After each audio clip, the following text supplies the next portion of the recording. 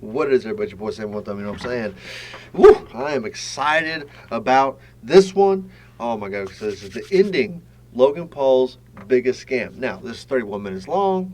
So, without further ado, let's get into Coffeezilla with his final installment on Logan Paul biggest scam. I want to hear the end result. I want to see what he finds out. I want to see if maybe there's refunds in store. There's probably not. Who knows? I want to see if Eddie Ibanez gets caught up. I want to see the drama unfold. So let's get into this drama right here.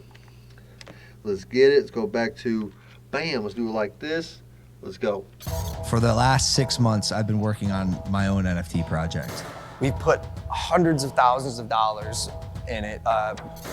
Personally, the whole team, $1 million plus. We had an issue with CryptoZoo, where our lead developer took the code that he made, fled to Switzerland, actually fled to Switzerland, and like held it hostage for $1 million. He literally never paid me anything at all, ever. Eddie promised me, 5% of the tokens and $1 million. He literally never paid me. It's crazy that This all report this, says Eddie's entire story is fake. but I'm talking because we've already seen Reason and felt. Wait, hold on. Doug, I'm not the bad guy here. Yeah. There's some actual out there. Yeah. And it's not me.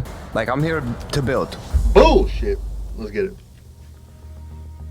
Welcome to part 3. So far, we've discovered fake orphans, millions of dollars stolen, and a cast of sleazy characters, but now it's time to put it all together. What is the truth? And who's to blame? We're gonna start by going through leaked text messages of the CryptoZoo team to understand all of their motivation. Then we'll go to blockchain evidence and show who sold what. And finally, we'll confront some of the people responsible. But before we can do any of that, we have to start in March of 2021, 6 months before the token even launched. Our 4 suspects, Logan, Crypto King, Eddie, and Jeff, are in a group chat discussing CryptoZoo, which... This is what I've been wanting to see. I knew y'all want to see it too. Let's get it. Let's get starts as a copy of something else. Quote, I like imitating crypto kitties, Jake the Crypto King says. Logan replies, I agree. And initially, it wasn't called CryptoZoo at all. It was called Crypto Pets, and they were gonna sell a Pets token. And pretty early on, it became clear this was all about money, how they were gonna sell this thing to investors. In fact, Crypto King said he thought it was worth at least $20 million in only 6 months, saying the range is insane. $20 to $210 million. It's beautiful wherever we land. Eddie jumped in at this point and talked about how he could sell the project as an investment to a friend, Matt Higgins, saying, quote, he has to spend that $350 million somewhere. Why not us? And Logan says, I love that idea. Wow. Crypto King, I'm in. And of course, you have Jeff saying, let's go. So you can see right there, they wanted to sell this game before it had even launched. Now later, Eddie amends the list of investors and says, quote, investors will be Gary Vee, Todd Morley, James Altucher, Ryan Kavanaugh, and others confirmed on my end. Supposedly, they had $100 million of investment interest. Wow. That's insane. Now, question is, did any of that happen? Did Eddie come through with all that? Because we already know he's a narcissist. He's a liar. Lies about his whole life and has made it through life amazingly. You know what I mean? Knows all these big name people. I just don't know how. But, or is he lying about that too? Does he even know these people? Does he even talk to these people at all? That's insane. So that's why Logan Paul jumped on board with Eddie, probably because he knows these big names, right? God, it's crazy. Now, I actually went to some of these investors and asked if this was true, and the one person who responded denied it, Ryan Kavanaugh. Quote, nope, not even a little bit. So this looks like it could be yet another lie from Eddie Ibanez, but either way, it looks like there was more issues than just finding investors because the team wanted to pre-sell tokens, and not everyone was sure it would be legal. Jake the Crypto King mentions that, quote, if we have a pre-sale, it opens us up to SEC issues. And Jeff agrees and says, don't want to do anything that brings the SEC eyeballs. Now, not everyone wanted to be so cautious, though. Logan argues everyone does pre-sale with coins. Eddie agrees. He says, you absolutely can do it. I have the SEC down. Private and pre-sell. And honestly, it Liar. was quite the dilemma for this team who wanted money. Do a pre-sale, make millions, but you have these potential legal issues. Don't do it, you make less money. So Crypto King comes up with a middle solution. He says, if we can't sell, no pre-sale. We can still trade them in the liquidity pool. And this is the start of a new disaster, which takes a bit of explaining. Now, just so we're clear, a pre-sale is where you sell investors coins, usually at a discount, before you've launched. And then when you launch, you give them those coins. Now, like I said, the team didn't want to do that. So what they did instead was they bought the tokens on the open market right after launch. But they tried to get clever with it because they didn't actually announce that they were launching this coin at all. They stealth launched it on June 11th and didn't announce this token through Logan until August 18th, meaning they had all that time to silently buy up as much of the supply at a steep discount as they wanted. And the idea here was that doing this, the team could get these tokens extremely cheaply, which is kind of like a pre-sale, but without all the SEC troubles. And Crypto King makes this clear on June 7th when he says, quote, launch of the liquidity pool is where huge money will be made because you get in cheaper. And then says, we, the team, begin buying out the liquidity pool. Once the team has exhausted funds for the liquidity pool buying, we send the contract address to friends, family, investors who want to be able to get in. So obviously the plan is we buy first, then we give it to our close friends and family, and then maybe the public eventually, right? And even the day before, Crypto King reminds everyone, quote, Zoo Day is tomorrow. I highly recommend everyone get a few $100 to a few $1,000 in Zoo when it goes live. It will likely 10 to 1,000x. So that was their plan. Wow. That's crazy. And I wanted to chime in again with Mr. Eddie. Oh, yeah, I have this SEC down. Yeah. That sounds like a lie. Now that I know he's a liar, everything he says sounds like a lie. You know what I'm saying? Ugh. Did I switch scenes? I don't know. There we go. I switched scenes just now so you can see me. Absolutely insane. Here we go. Let's do it again. Rather than doing a pre-sale, they were going to do this stealth launch and hopefully get tokens cheaply the same way, but without all the legal troubles. Or at least that was the plan. Because on stealth launch day, this is where things first started to go wrong for the team. At first, everything seemed to go normal. The team sat in a circle and literally bought it out as planned. But the next day, Crypto King says something odd. Quote, a bot is playing with our token. Kind of cool to watch them work. But he doesn't mention who this bot is. And he also says the asshole finished selling, but doesn't mention who that is. Now, Jeff, Logan's manager, replies upset. He says, how do we prevent someone doing what they just did again? We went from a $130 million to $26 million market cap in 2 hours. It's not cool to watch. Logan jumps in. Yeah, wait, how did that happen? And he also says, what asshole? How did anyone get this token except for us and none of us sold? And I think actually this is incredibly suspicious because the implication of what Logan's saying is, hey, we tried to scheme this really well. We tried to all buy this without letting anyone know. How did anyone else figure out we were buying it, right? And this is where a fight ensues that's going to become really interesting. Crypto King deflects the question by saying, my buyer pushed it back up to $40 million. And Logan says, no, bro, F your buyer. Explain to me what just happened and how there were 30 token holders. And Jake tries to explain that this was just traders and bots happening to find the token. But Logan says only 5 of us knew about it. Jake says, well, many people chase volume and new tokens. And to some extent, he's kind of right. But Logan replies, cap. He doesn't believe it. Quote, I can't be the only one who thinks that's too incredibly convenient. Like someone was tipped off. And look, no one's more critical of Logan than me. But as I'm reading these texts, I was kind of like agreeing. Like, wow. Yeah, it does seem too nonchalant when somebody's ruining your secret plot. You know what I mean? Oh, yeah. I'm feeling the same. See, here we are, led to believe Logan Paul was the bad guy. And the text message is showing he's not quite the bad guy. Or is he? Because Crypto King was acting very strange. He says, we created $40 million out of thin air. This is a success. Logan replies, this nonchalance worries me.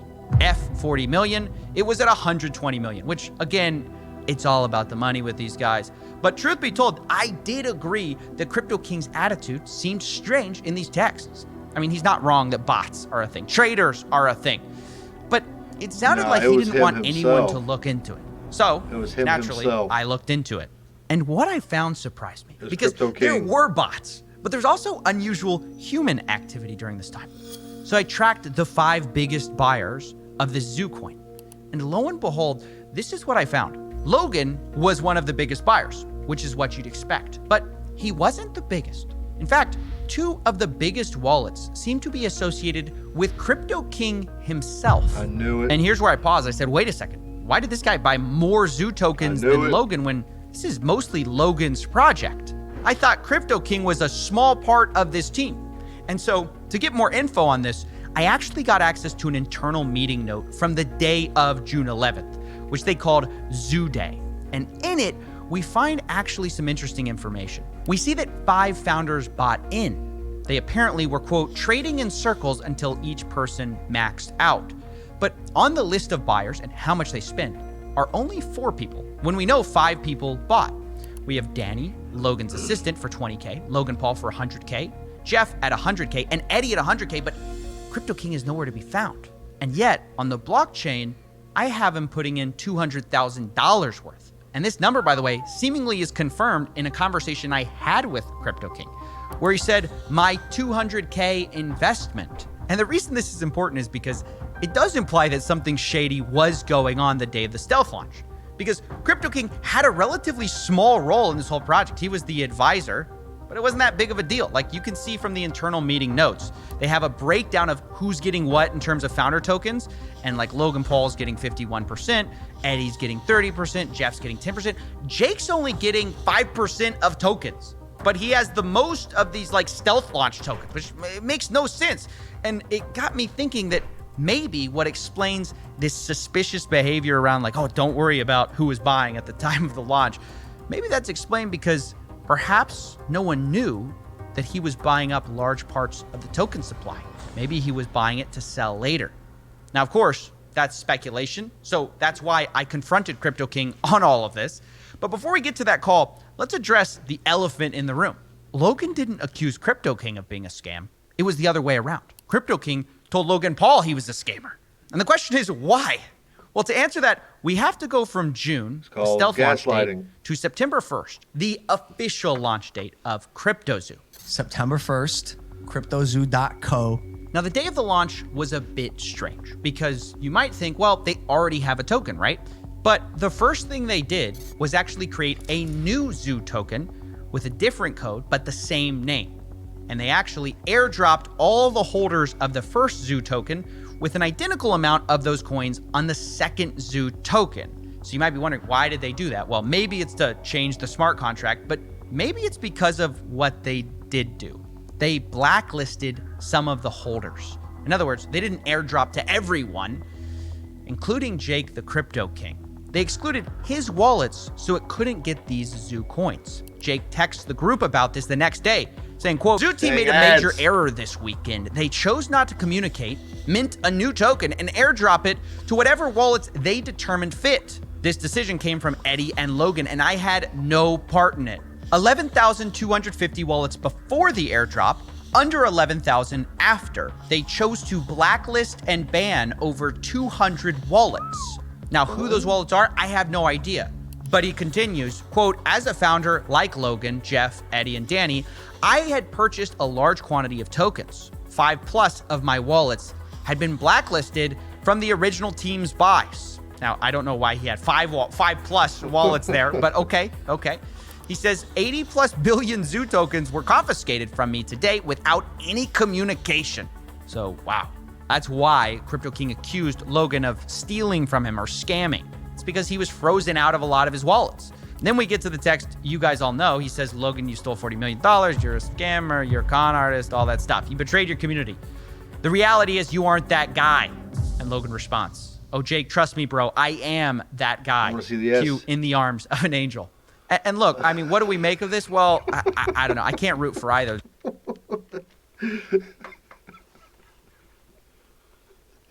I knew it. I called it out last night that those text messages that Coffeezilla was giving us to build suspense was exactly just it. Damn, he's good. All right, let's get it. These guys, because it sounds like Logan stabbed him in the back, but it sounds like Crypto King may have stabbed him in the back in the first place, right? Because it does appear like he bought tokens that maybe everyone didn't know about. So I'm really not a fan of anyone in this situation. And by the way, this whole thing was structured so misleadingly from the beginning. I have to talk to you a bit about it, because you might think that these tokens were the only tokens they had, but it's not even true. In the distribution section of Zoo's white paper, they say there's 2 trillion tokens, and a quarter of that are allocated to development, marketing, and founders. Those aren't even the tokens we're talking about right now, because they claim that those tokens were locked up for 6 months, and then afterwards, 10% was unlocked every month. And if that's true, there would be no reason for these funds to be blacklisted, right? Why would you blacklist something that would be locked up? And the answer is because, well, the founders had more than one set of tokens. Not only did they supposedly have these founder tokens that were locked up and couldn't be sold, these stealth launch tokens were different from that. It's like a whole different thing. And the tokens that they bought, that all of these guys bought, they could sell at basically any time because they weren't locked up, which is a massive problem. And this fact was explicitly laid out in their meeting notes with only one rule. They say, quote, no selling until $200 million market cap, and don't impact the market more than 3%, and not impact the market more than 10% in a day. Wow, which and by the way, Jake did. This is basically conspiracy to manipulate a market. You know, they're literally having insider rules for how to sell. But we're gonna look past that, right?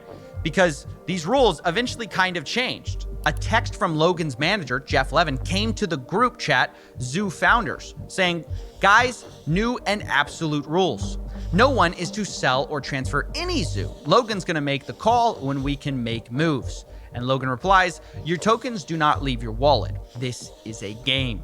Now, that all sounds well and good. Don't sell your tokens, but the reality was, I mean, they're just kind of trusting each other, because these tokens that they're talking about, they're unlocked. They're not locked up, and they could sell it at any time. And I guess the question on my mind is that why Crypto King's tokens were blacklisted? Because they thought he would sell? Or maybe it's just the fact they found out he bought and they didn't know about all those tokens. It's honestly hard to say without knowing more evidence. And this is where we're going to jump into the blockchain. Now, I've tracked the wallets of the entire team and identified the largest seller of Zoo in the team. And it wasn't Jeff. It wasn't Danny. It wasn't even Logan. It was Crypto King. Wow. Crypto King sold, by my calculations, Wow. millions of dollars. And I know what you're thinking. How's that possible, right? I thought his tokens were blacklisted the day of the official launch. How could he sell that much? Well, the answer is that not all of his tokens were blacklisted. He had even more tokens behind the scenes. Wow. And what's worse, the CryptoZoo team actually gave him back a lot of his blacklisted tokens, which I guess you can see as a good thing or a bad thing, because he then turned around and sold those tokens, right? And from my blockchain analysis across his blacklisted tokens he got back and the tokens that he had squirreled away the whole time, he ended up making $6 million. He did this by sending out tokens from these larger wallets to dozens of smaller wallets, selling it, and then sending the money to final cash out wallets. So I used those final wallets to calculate the amount he made. Now, I know, look, it's a lot to accuse someone. That is a lot. I don't understand that stuff at all. I actually have some crypto I invested in, like $5 on Coinbase and on Webull. That's all I've put in. Actually, it's the free money I got from just joining, and I've bought some. You know what I mean? But I haven't touched it since, and I don't know how to mess with it, and I don't want to add money to it. I don't know what to do, to be honest. So this dude right here, Mr. Jake the Snake, so I'm gonna call him, straight getting it. He straight ripped him off. So, wow, the twist on. Wow. Of selling $6 million in a project that doesn't even work. It's a giant scam. So I wanted to give him a chance to defend himself. So I got on a call with Crypto King, and here's what he said when I finally revealed that I knew he had sold. Wow. I'm going to change this whole fucking story. Yeah, I'll go on the record for you, and yes, I'm going to show you the text message that say we can sell at these ascending market caps, and literally, I'm going to 100%. It sounds like your biggest issue with me is that I sold. And if that's your biggest issue with me, that's the truth. Wow, that is a big admission. Selling tokens for a project that you're an advisor on when the project has never been delivered. Although Crypto King insists that it wasn't $6 million and he wasn't trying to rug a project. In fact, really, he might be the one who got screwed over in all of this. Like, I didn't sell $6 million worth. That's going to be other wallets, but that's probably not going to be able to be me being able to be proven, except for them saying, can you send BNB to all these different wallets for me? Which that I'll be able to show you that I was giving BNB to the whole team. I'll also be able to show you that I was a 5% holder of the Zoo tokens that I was promised to be given over the 3-month period, was never given. I can also show you that I was frozen out and was never given the 15 billion tokens back that I paid for in cash. Wow. Okay. I'll show you all of those things on the record, and then you can also say that I did sell, which is also true. Yep. But as long as it's accompanied with he was a founder that was supposed to be given 5% of the project and was never given the token or paid, worked for almost a year on the project. As long as that goes in with it, then at least that tells my side of the story so people understand that it's not like I was trying to rug a project. It's like I put $250,000 into a project plus 6 months of time, and the founder never did anything he said he was going to do, and then hired a bunch of devs that didn't do what they were going to do. And every time I gave advice, the advice was I was told to fuck off. So it can be that story, or it can be he sold all this amount and he got in early. Well, yeah, that's like 1% of it though. Incredible. He sounds like he views himself as the victim, or at least like he got screwed too, which just has to win the gold medal for me for mental gymnastics, because Yeah, I'm so confused right now. But that's what narcissists do.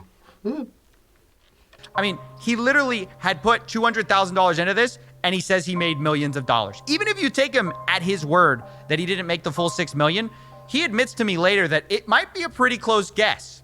He tells me via text, quote, "I don't care if you tell people I sold a few million and leave it at that." Well, okay, $6 million, a few million dollars, it's millions of dollars, right? Millions of dollars. When you only put in $200,000 into a project that's never been delivered, doesn't work, scammed people out of their money. Wow. How is he saying he's the one who's in the wrong? Well, in his view, what he did was not wrong. It might have been arguably unethical, but it wasn't illegal. And what Logan did, well, that was illegal. You can say the timing was bad and it was inappropriate to sell, but the reality is I bought tokens open market and sold them open market. So there was nothing illegal about that. Ethically, arguable. The rest that Logan did to me was ethically wrong and illegal. Now, what do I think of all this finger pointing? Well, I think it's pretty wild to try to make yourself look like the lesser of two evils when you made millions of dollars and investors lost millions. I just do. Now, at the same time, I want to be fair to Crypto King. He's not the only one who sold here. But I also have to say, not everyone from the founders did sell. For example, Jeff, Logan's manager, to my knowledge, never sold. Neither did Logan Paul, which was a huge surprise. All their wallets that I tracked, held on to their tokens, which is good. And to their credit for a game that doesn't work. But you know who did sell? Eddie Ibanez. You knew it. The guy who didn't pay the initial devs, the supposed MIT orphan. Yeah, from what I could see, his initial wallet got a ton of Zoo, sent it to a bunch of smaller wallets, and then sold off, kind of like Crypto King. And for my calculations, he made about $1.7 million. Now, I have to tell you that like Jake, I tried to confront him and give him the opportunity to defend himself, but he never replied to my emails or my phone calls, and we're just gonna have to leave it there. But we're not done with the money just yet, because we still need to talk about the eggs. Remember, we talked about how they profited from ZooCoin, but they also made millions from eggs. According to their own internal meeting notes, they plan to make about $3 million selling these eggs for 0.1 ETH a piece. And that's not far from what I calculated they actually did make, which was about $2.5 million. In the meeting notes, they say they're gonna clear expenses and then do payouts. But pay out who? They don't say. And these expenses are referencing an earlier note suggesting Eddie and Logan had both spent $300,000 each, which I'll say is not $1 million. But okay, we'll give it to them, right? So they got paid back their $600,000, but where does the rest of the money go? Well, on the Ethereum side, there's one payout for $364,000 to one wallet and another $1 million to another. Both are Coinbase addresses, so we don't know who exactly that is, but clearly someone on the team made a lot of money from these NFT egg sales that do not work. And on the Binance Smart Chain side, where they also made money selling eggs, the zoo that was spent was supposed to be set aside for 50% to be burned, which they did, but the other 50% was supposed to be allocated for wildlife charities and crypto zoo development. Now, neither seems to have happened because all the money is in a wallet that the team still controls, so there are open questions about, where that money's going to go and where the Ethereum money went. Did it go to Jake? Did it go to Logan? Did it go to Jeff? Did it go to Eddie? We don't know. But what I know for sure is that no one was innocent, although there are certainly shades of guilt you can argue about because, of course, not everyone did sell. You could look at that as the most important thing. Logan Paul didn't sell. Jeff, Logan's manager, didn't sell. But does that make them innocent? Well, I don't think so because they never built a game they promised people. Logan Paul specifically got millions of dollars spent on this game on the promise of the technology that he never built, that his team never built. And he never addressed the failure except to blame his developers who weren't paid. And you could say he promised to work backwards to fix it, but then never did. But at the same time, it's clearly not just Logan's fault either because there are major team issues, right? You've got Eddie selling millions of dollars of Zoo and then allegedly not paying developers. You've got Jeff, who was warned about Eddie, who kept him on the team anyways. And then after they fired Eddie, seems to also have failed to pay developers on time. And then you've got Crypto King himself, who sold the most, but claims he was the guy who was scammed, which is the stupidest thing I've ever heard. It's just like Avengers Assemble for the worst possible team you can imagine to build a crypto gang. And so, unsurprisingly, it turns out a lot of these guys backstabbed each other. And so, finding a way to wrap this up was difficult because it's hard to assign exact proportions of blame. Because if you focus on any one person, you kind of miss why this project failed. CryptoZoo, at the end of the day, did not fail because the price went too low. CryptoZoo failed because they never built a functioning game that they promised. Yep. Really, the number one problem, even bigger than people selling millions of dollars of tokens, was that they never paid the developers on time. As boring as that is. That's it. And as a result, the investors not only got rugged for millions of dollars, which is a problem, but they just didn't get the core thing they had bought from the beginning, which was not a crypto project, but something different. I'm excited to launch my game. You keep using and you just did it again. You keep using a word there, game. You're not using like a project. It's a game. It's a game. It's a really fun game that makes you money. That's it. That to me is the biggest scam in all of this. Yes, it's a huge problem. People stole millions of dollars, but it's a symptom of the larger issue, which is people didn't actually care about the game or this, whatever you want to call it. They just cared about the money. Yep. And this is ultimately what happens when you have an influencer LARPing as a businessman. It's what happens when you have a liar LARPing as a developer. And it's what happens when you have a shady crypto guru LARPing as a crypto king. You end up with a mess, and in my personal opinion, a fraud as well. And now that this thing blew up in their faces, these four seem to be dodging accountability faster than SBF dodges calls with me. Because I have reached out to everyone involved, I've tried to get all of their statements on things. So far, no one has taken accountability or offered to refund the victims at all. They're all hiding, pretending these victims don't even exist. But they do exist. And throughout my investigations, they've been the heartbeat of this whole thing. So I decided to close this investigations in a bit of a unique way.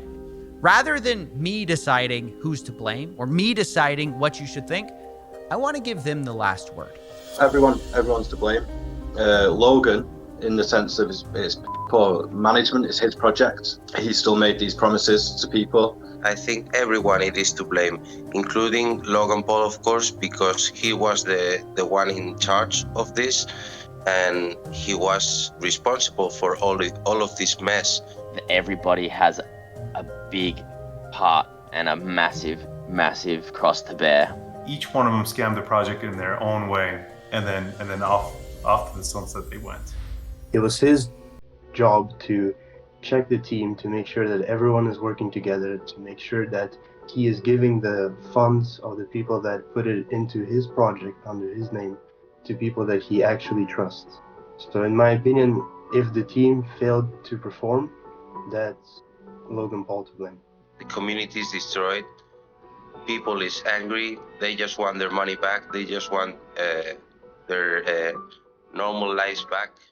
Reimburse those loyal fans that they have, or how to rebuild the project, actually deliver on the project for those who are still holding their eggs like I am, or for those holding the zoo coins. So maybe they could just deliver what they promised, and that would give some redemption to this fiasco. He's not said a word. I hear that. That's as bad, or almost as bad, as taking the money. It's the not coming out and just being a man about it. At least we deserve to know what was happening behind the scenes while we were waiting for almost a year and a half. The fact that we're hearing this information not from Logan Paul but from pretty much an investigator, it really says a lot. What did this loss mean to me? It meant a lot. Not just personally, because I lost quite a lot of money. My kid and also my wife were invested. It was like telling a kid that Santa doesn't exist or something like that, because she really believed in all that game. She really believed in Logan Paul. Kids look up to that kind of people. So it was some kind of broken dream. My mum was invested. My sister was also invested. So, I mean, my daughter even had a couple of the eggs and animals, which the loss for them hurts the most, because obviously it's just not nice to see. For somebody to win, somebody has to lose.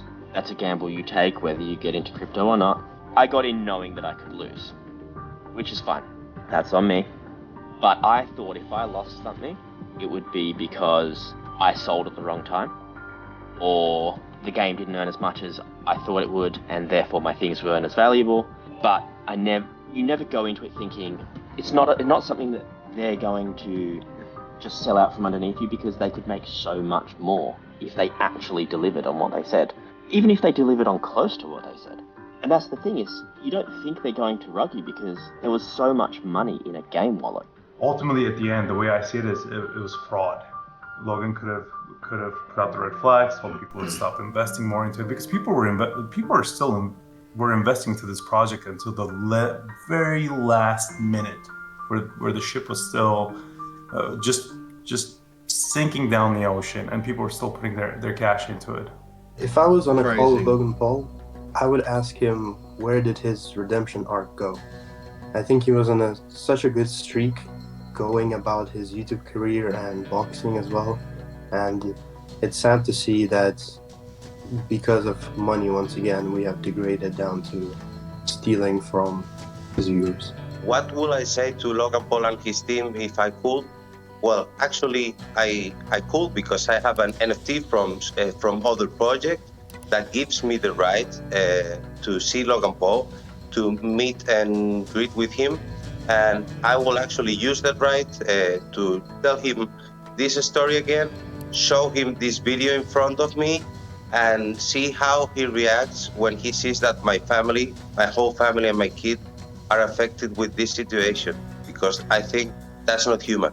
You would think that Logan would have told his fellow followers, his loyal fans, that, hey guys, back off, red flag, things are there's turbulence in the water. No, not a single word, nothing whatsoever. To market products at children and knowing full well that his team is made up of people that he believes are shady characters, yeah, he still goes on Forbes interviews and says the game is great for kids. It's gonna be amazing. Who loves it most? The kids. Their kids love it. Our developers' kids, all of them, cannot stop playing the game. I think that is inhumane, the way that side of it's been marketed. Knowing what's happened since, knowing that all of the people that were there from the beginning, like all of the guys that I'd speak to on a daily basis, that we've all just got nothing now. Ideally, I just want to say I'll see you in court. Ooh.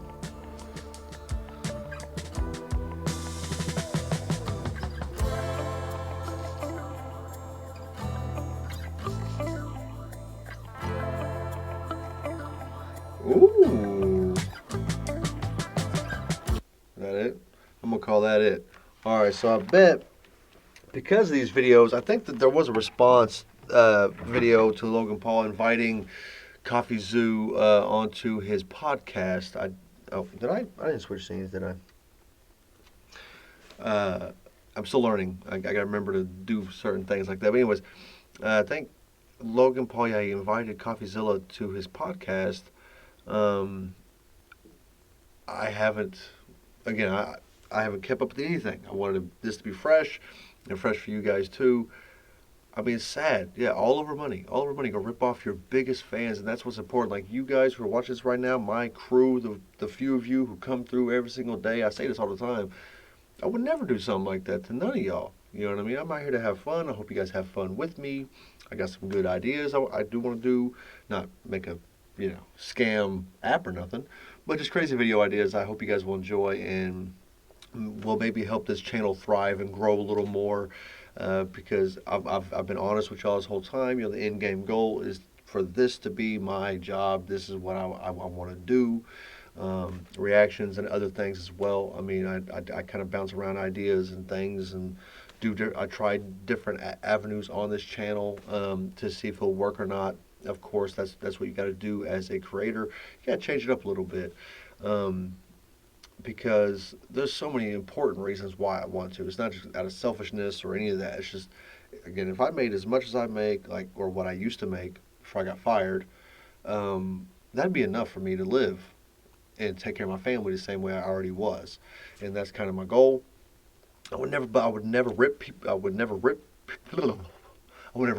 people off for it. Would not create something to get millions of dollars. I mean, I just don't have it in me. And I never did. Even when I was shady, you get what I'm saying. I never ripped nobody off. I was always honest, and I always had integrity and pride in what I did, illegal or not. You know what I'm saying? So yeah, that's crazy. Crazy twist ending though. Jake the Snake came through with he was the worst of them all. Logan Paul didn't sell his eggs, his coins, nor did Jeff. But Eddie and Jake, of course. Eddie the liar, Jake the Snake. It makes too much sense.